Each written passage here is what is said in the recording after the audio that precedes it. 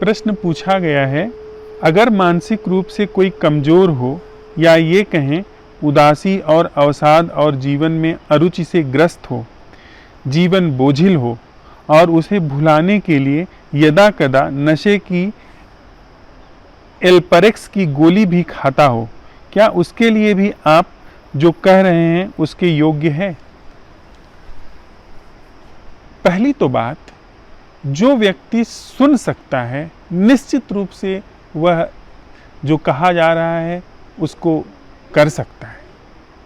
कोई कितना भी दुखी हो, अवसाद से ग्रस्त हो, जीवन उसका बोझिल हो, सब तरीके से उसके जीवन में निराशा हो और जिसके निदान के लिए वह कोई शामक दवा खाता हो, उसको कम से कम इतना तो बोध है कि वह उसके जीवन में जो घट रहा है उससे वो असहज है और उस असहजता के लिए वो कम से कम इतना तो उपाय कर रहा है कि वह गोली खा रहा है।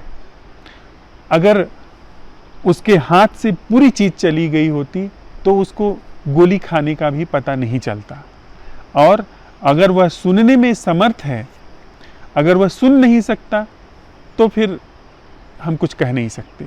लेकिन जो भी व्यक्ति सुन सकता है, जिसमें भी सुनने की सामर्थ्य है, वह निश्चित रूप से इसी सामर्थ्य के कारण जिससे जो सुनने की घटना घटाती है, वही सामर्थ्य अपने को देखने में भी प्रयुक्त हो सकती है। अगर मैं आपको सुन सकता हूँ तो जो आप कह रहे हैं अगर वह मुझे एज इट इज बस देखना है तो वह मैं अपने को देख भी सकता हूँ। मेरे अंदर अगर मुझे इस बात का पता चल रहा है कि जीवन बोझिल है तो इसका मतलब मैं पूरी तरह से सोया हुआ नहीं हूँ, मुझे अपने बोझिल होने का पता चल रहा है। मैं अगर यह महसूस कर पा रहा हूँ कि मेरे जीवन में अवसाद है, सब तरीके की चारों तरफ निराशा है, तो मैं इस बोध के कारण कि निराशा है, अवसाद है, जीवन बोझिल है, इसी बोध के कारण मैं उस बोझिलपने को, उस निराशा को, उस अवसाद को देख सकता हूँ। चाहूँ तो निश्चित रूप से देख सकता हूँ। और यदि मैं ठीक से सुन सकता हूँ, बिना जो मुझे कहा जा रहा है उसको सही ठहराए, बिना उसको गलत ठहराए, सिर्फ सुन सकता हूँ, सिर्फ उसको मैं ग्रहण कर सकता हूँ, जो कि यह है कि जो यह बोझिलपना है, जो यह अवसाद है, जो यह चारों तरफ से निराशा का बोध है, वह क्या है, उसकी संरचना क्या है, उसकी प्रकृति क्या है, जो मुझे एक ख्याल के रूप में दिख रहा है। ख्याल के रूप में दिखने के कारण उसको झट से मैं उसके साथ कुछ करने की कोशिश कर रहा हूँ, झट से दवा खाने की कोशिश कर रहा हूँ, दवा खा रहा हूँ, या मैं बिल्कुल भी अब उसके साथ कुछ नहीं करना चाहता हूँ। वह जो चीज़ ख्याल में आ रही है मुझे, जिसका मुझे एक हल्का सा एहसास होता है और तत्क्षण उस पर मैं कुछ न कुछ करने की कोशिश करने लगता हूँ, उस चीज़ को मैं ठहर करके देख सकता हूँ, निश्चित रूप से देख सकता हूँ। अवसाद को निश्चित रूप से देखा जा सकता है।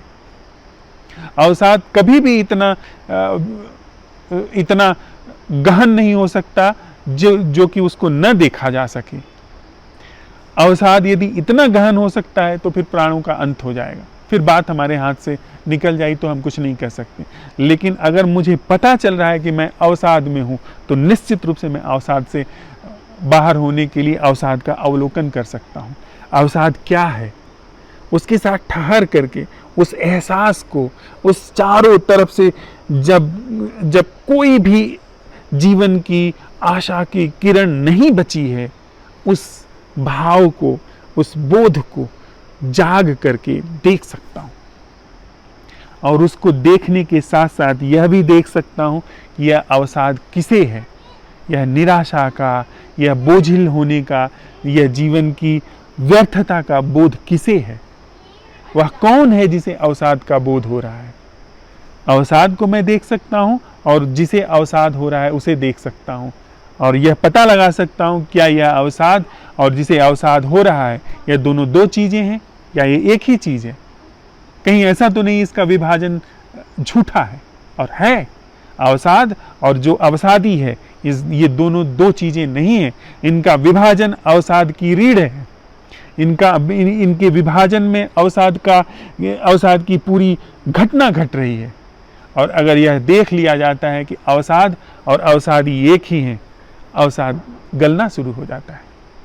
जो भी सुन सकता है कि जो भी इस संदेश को सुन सकता है, जिसके अंदर भी अभी कान इतने बंद नहीं हुए हैं कि उसके भीतर यह शब्द प्रवेश कर जाए, यह ध्वनि प्रवेश कर जाए, और जिसकी भी बुद्धि इतनी असमर्थ नहीं हुई है कि यह क्या कहा जा रहा है उसका अर्थ न समझ पाए, वह निश्चित रूप से इस अवसाद की पूरी घटना को देख सकता है। और इस देखने में, इसको अटूट देखने में, अवसादी और अवसाद के अटूट देखने में अवसाद का समूल अंत है।